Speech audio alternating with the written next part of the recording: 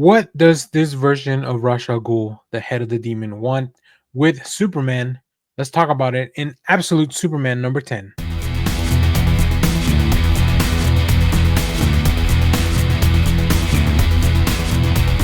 Hello, everyone. Daniel here from the Next Issue Podcast. On today's video, I'll be doing a review for Absolute Superman number 10. This is a new book from DC Comics from the Ultimate line. I Every time I pick up this book, I forget how intense things are getting, and boy, oh boy, this one really takes it over the top. But let's talk about the creative team before we get into this. Written by Jason Aaron with Carmine Giandomenico on art, Ulysses Ariola on colors, letters by Tom Napolitano.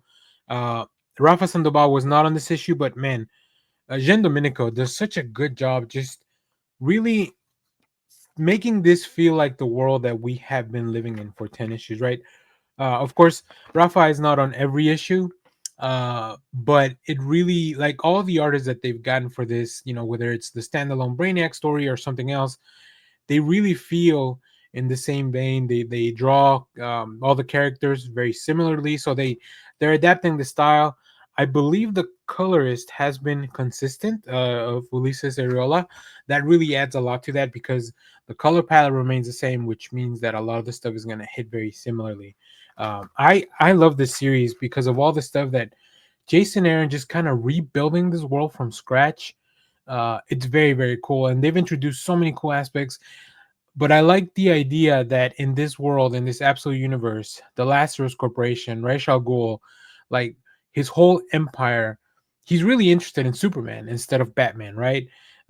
Because he's an alien, because he comes from outer space, because he's looking very similarly his motivations of having maybe somebody to kind of join and help him lead his empire. It's all very cool. This book is very much action forward, which means we're going to get a lot of really cool sequences. The version of Christopher Smith, who is normally the Peacemaker, has been just gone through the ringer. And he's probably the most messed up character out of the first 10 issues. And I still love seeing these flashbacks.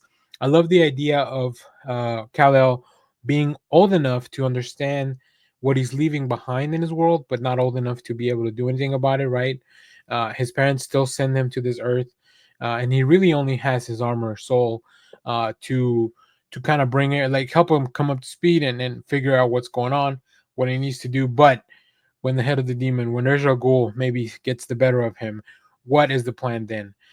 This is chapter 3 of the Superman Son of the Demon arc. I believe this might be going up until issue number 12, which I think would make a lot of sense to kind of wrap up this arc here as well.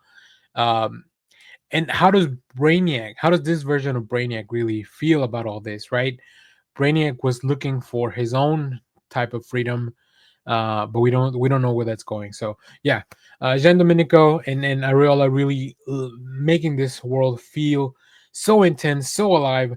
I love it. I'm really enjoying this series. Like the Absolute line has remained just a great constant of everything that's going on. It is pretty incredible that the consistency. I love that the idea that DC has planned this out probably for the long run, or at least however long of a run they're expecting to see. But we know there's some big stuff happening later on in the fall. Will that have any implications with this? I kind of like that these series are very much standalone, but we know that some of these characters will be meeting up each other finally in some of these issues. So let me know, what do you think of Absolute Superman number 10, if you have read it. And as always, thank you for watching, everyone. Remember to share, like, subscribe, hit the bell so you know when we go live. That is most Saturdays, 10 a.m. Central Standard Time. Stay tuned. We have more comic reviews, trailer reactions, TV recaps, all that fun stuff here in the channel. Thanks for watching, everyone. Bye bye.